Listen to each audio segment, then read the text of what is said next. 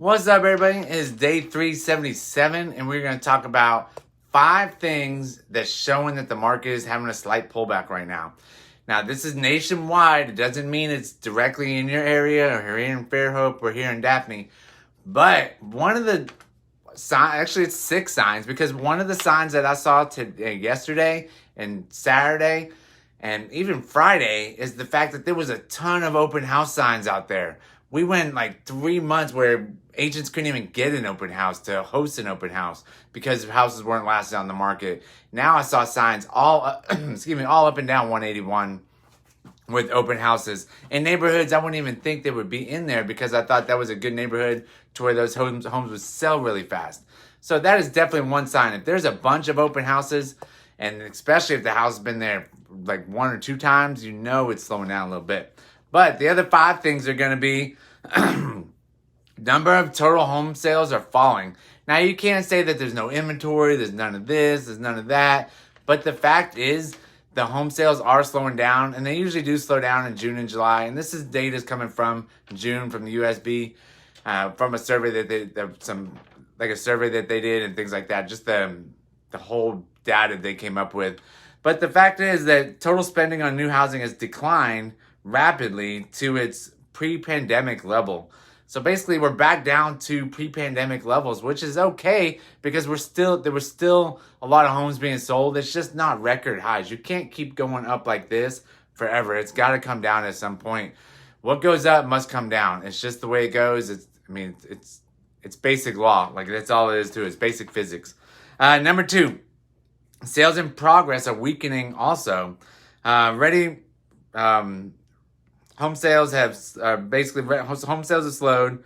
Home sales have tumbled in June, now sitting at their historical average.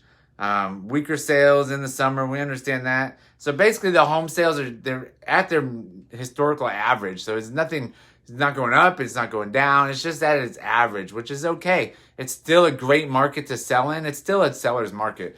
Buyers are still having a little bit of trouble, but they actually have a little bit more, let's call it buying power, to be able to go find a house and be able to, search for the right house. They don't have to just put in open bids on houses, or, they don't have to get crazy, and they don't have to go buy houses sight unseen and things like that, and then have buyer's remorse afterwards. Number 3, buyers are growing more pessimistic because of the fact that they got beat out so many times, and they're just tired of being beat out. They don't want to compete with 10 other people bidding on a house. They want to go out there, look at houses, take their time. It's a huge purchase. You shouldn't have to just make the split decision in a heartbeat of a moment. You gotta be able to take your time on these kind of purchases. It's not like you're buying a candy bar. Like, which candy bar should I get? Oh, well, let's buy this one. It's $1. Eat it. I didn't really like it. Oh, well, I'll get something different next time.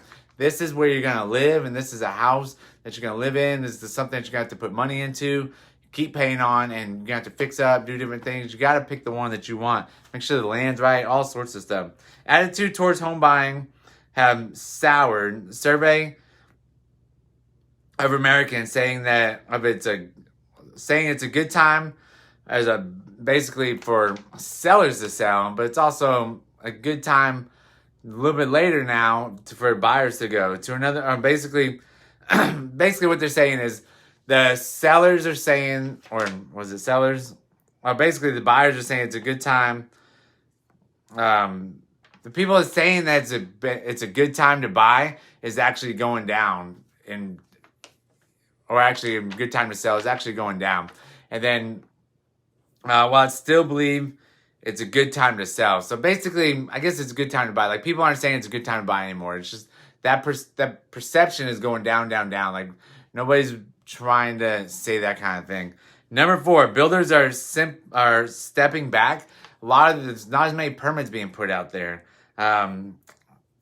Housing starts and permits have fallen from their previous high, which is okay. Like I said, it was way up top. It's got to come back down. Watch the stock market. Everything goes up and down, up and down.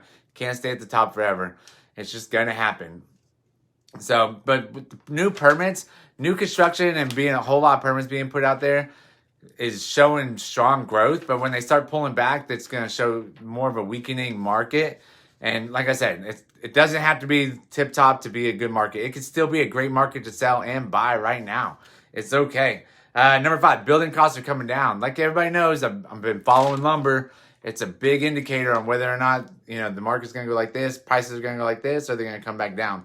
And lumber has tanked, which is really good. I don't know if you noticed, but 2x4s are under $5, and let's call it 4x4 by 10 is $11. When I started looking at them, they were $25 a couple months ago. So that's over half price already. So that's showing that it's a weakening market, but it doesn't mean it's not a seller's market, and it doesn't mean that you can't go out there and buy a house right now. It is okay. We want the prices to come down a little bit. Maybe the interest rates to go up a little bit because of the fact that you want a good balance between the two.